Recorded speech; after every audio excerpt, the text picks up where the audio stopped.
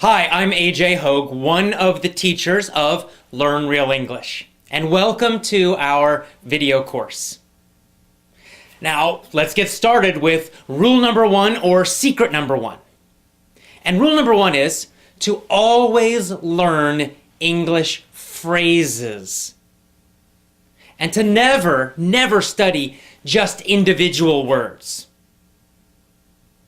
So, in this course, we're going to teach you a totally new way to learn English, a totally new way to study English so that you can speak English quickly, easily, automatically, powerfully, confidently.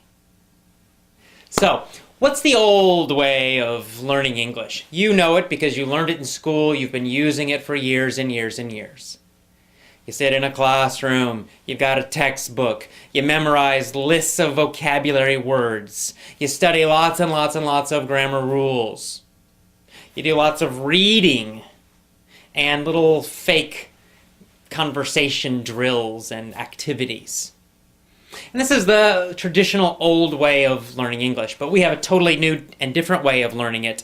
And we're going to teach you each part of that, one part every day for a full 7 days. So let's start with part one, secret one, rule number one. Learn phrases, not individual words. Now, of course, a phrase is a group of words. It's a group of words that naturally go together. This is very important. You see, when you only study individual words, you are doing a number of things that make learning difficult.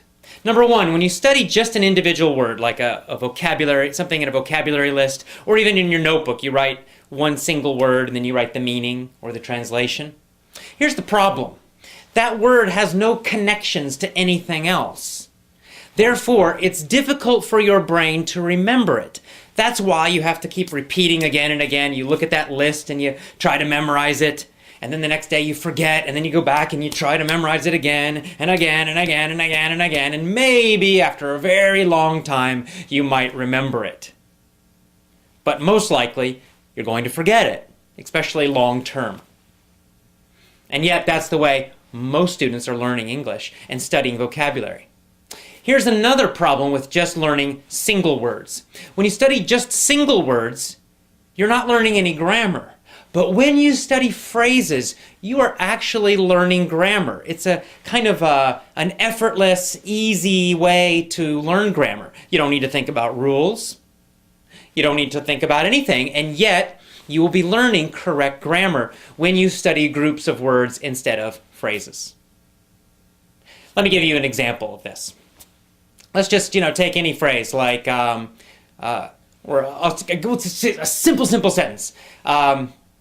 He was a bad dog. He was a bad dog. Now, let's imagine that you're a new English student and, the word bad is new for you. Of course, I know you know it, but let's just imagine you go way back to the very beginning, your first year of learning English, and bad is a new word. Now, the normal way of studying that, you would write it down, bad, it would be in a little, a list, and then you would study bad means not good, bad means not good. You'd probably translate it to your own language. And then after lots and lots and lots of time, maybe you would remember it.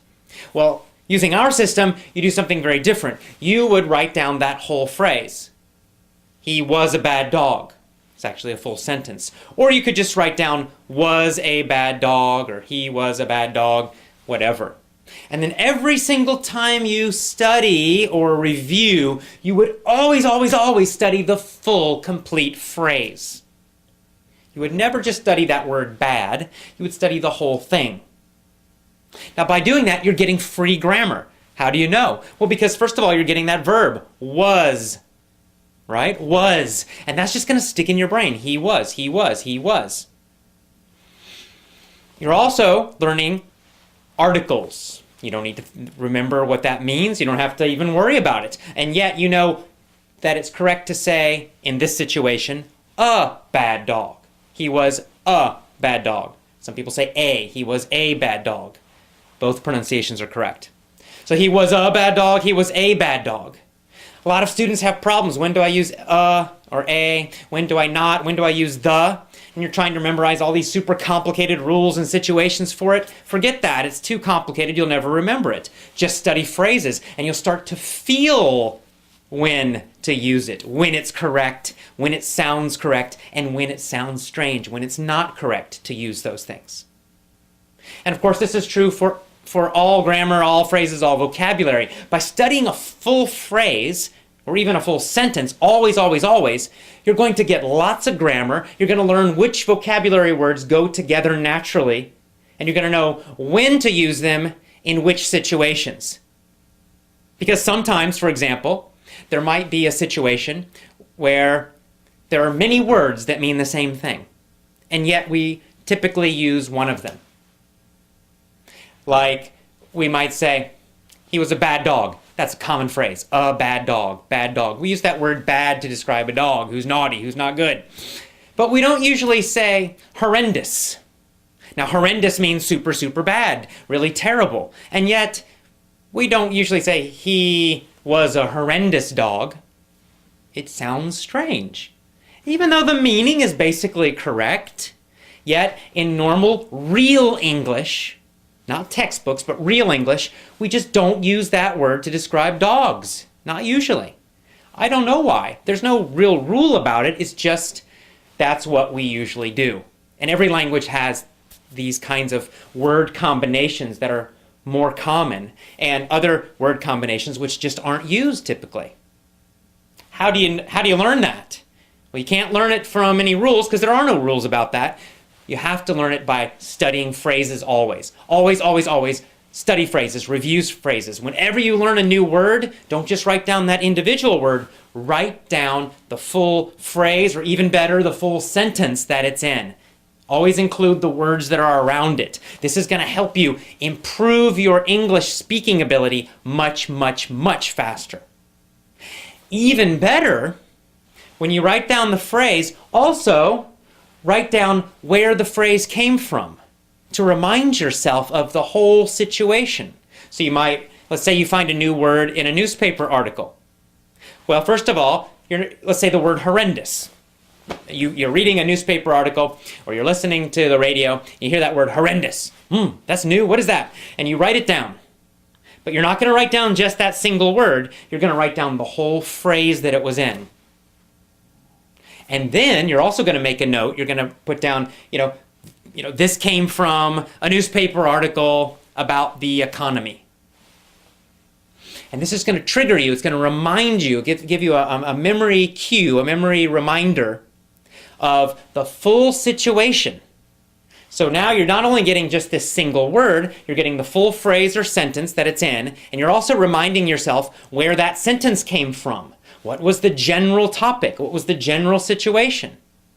And in this way, you're getting a lot of extra grammar, which you're learning unconsciously, easily. You don't have to think about it, but you're learning it anyway. Your brain is learning it, even though you might not know that.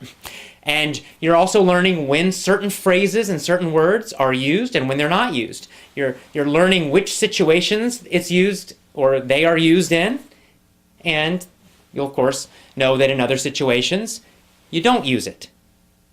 Because as you learn more and more and more phrases, you begin to get this feeling of correctness, and you begin to know when to use certain words, how to use them, and you're also how to use the grammar correctly as well.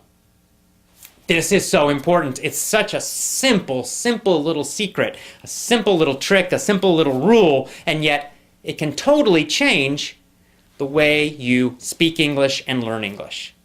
It's very, very important. So never, never, never study just an individual word, one word. Always study the phrase or the sentence, and always, always, always make a note where it came from. And you want those phrases and sentences to come from real English, which we'll talk about more later, not from textbooks. Here's another advantage of studying phrases and full sentences and always knowing the situation that they came from. Phrasal verbs. You guys know about them. You know all about phrasal verbs. They're a frustration for so many students, right? To be knocked out or knocked up have totally different meanings, right? Knocked out is a phrasal verb. It's a two-word verb. It's a verb phrase.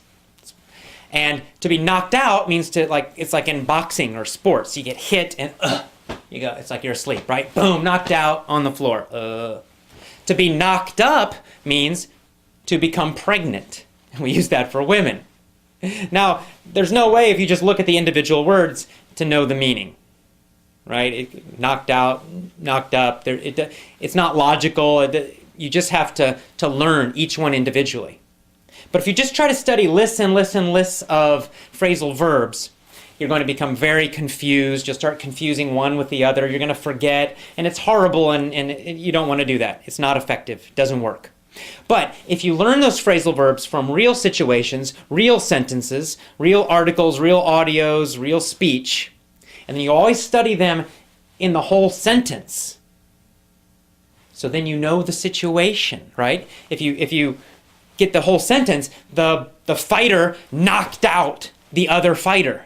And you're always studying that full phrase or sentence. The fighter knocked out the other fighter. You're going to just naturally know, you got that word fighter in there, helps you to remember the situation. And it helps you to remember the meaning of that phrase, knocked out. Or you could say, the woman got knocked up by her boyfriend, right? So now you're like, oh yeah, boyfriend. It gives you a clue, gives you an idea of the meaning of that phrase. And you'll know that you always use that phrase in situations that describe pregnancy. This is much better than studying lists and lists and lists of phrasal verbs. So, what's our first rule? What's our first secret? Always, always, always study phrases, groups of words. Always write down a note about where the phrase came from to remind you of the situation. And no more, never again, study just individual words. And that's all. That is powerful secret number one, rule number one for learning to speak fantastic, amazing English. Start using this rule immediately today. Okay? We'll see you tomorrow for rule 2. Bye-bye.